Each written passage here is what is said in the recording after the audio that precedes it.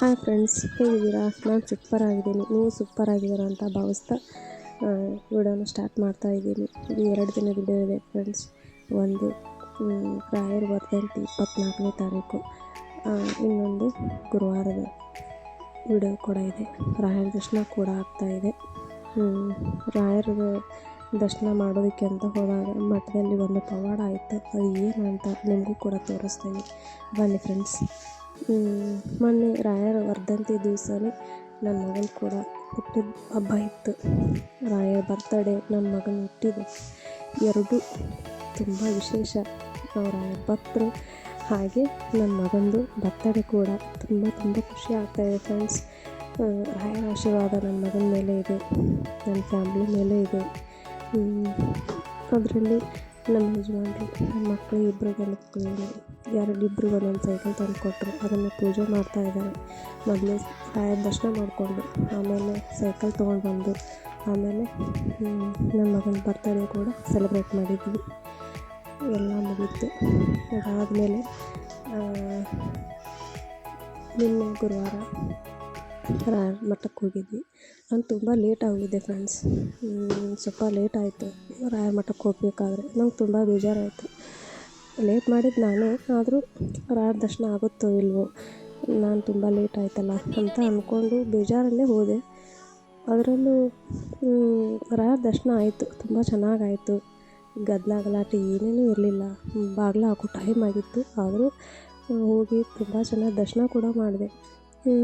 5 ಪ್ರದಕ್ಷಿಣೆ ಹಾಕಿ ವಾಪಸ್ ಬಂದು ರಾಯರ ಮುಂದೆ ಕೂತ್ಕೊಂಡು ನನಗೆ ಯಾಕೋ ಬೇಜಾರಾಗ್ತಾಯಿದೆ. ರಾಯರೇ, ನಾನು ಇಷ್ಟು ಸಲ ಬಂದರೂ ನನಗೆ ಯಾವತ್ತೂ ಪ್ರಸಾದನೂ ಕೊಟ್ಟಿಲ್ಲ, ಯಾವ ಸೂಚನೆಯೂ ಕೊಡ್ತಾಯಿಲ್ಲ.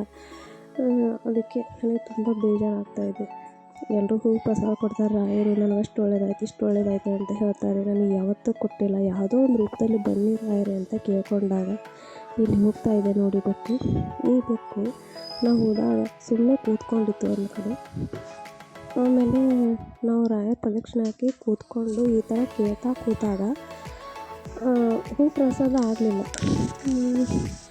ಆಗ್ತಾನೆ ಇಲ್ಲ ಅಂದ್ಕೊಂಡು ಕೂತಾಗ ರಾಯರೇ ಹೂ ಪ್ರಸಾದ ಕೊಡಿ, ಯಾವುದಾದ್ರು ಸೂಚನೆ ಕೊಡಿ ರಾಯರೇ, ನನಗೆ ನೀವು ಇದ್ದೀರಾ, ನನ್ನ ಕೈ ಹಿಡಿದು ನಡೆಸ್ತೀರಾ ಅಂತ ನನಗೆ ಸೂಚನೆ ಕೊಡಿ ರಾಯರೇ ಅಂತ ನಾನು ಕೇಳ್ಕೊಂಡಾಗ ಆ ಬೆಕ್ಕು ನಮ್ಮ ಪಕ್ಕದಲ್ಲೇ ಬಂದು ಮಿಯಾವ್ ಅಂತ ಕೂಗ್ತಾಯಿತ್ತು.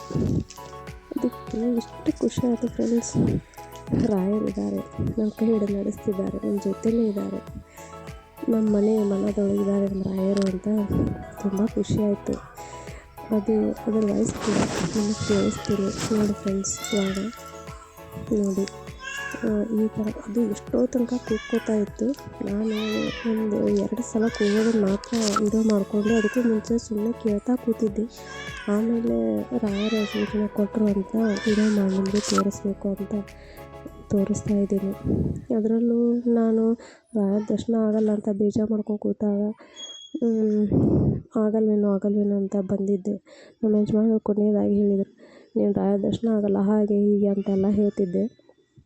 ನಾವು ಬರೋವಾಗ ಗಾಡಿ ಮೇಲೆ ರಾಯರಿದ್ದಾರೆ ಅಂತ ಬೋರ್ಡ್ ಇತ್ತು, ನೋಡಿದೆಯಾ ಅಂತ. ಇಲ್ಲ, ನಾನು ನೋಡಿಲ್ಲ ಅಂತ ಹೇಳಿದೆ.